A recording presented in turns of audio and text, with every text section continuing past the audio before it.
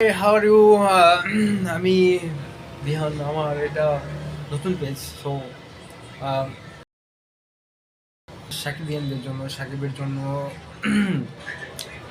এখন দেশে মানে যেই মুভিটা রিলিজ হয়েছে দরদের, সো সেটা দেখলাম। আমিও নিজে দেখতে গেছিলাম দরদ মুভিটা। সো যেটা দেখলাম, ছবিটা আসলে অসাধারণ।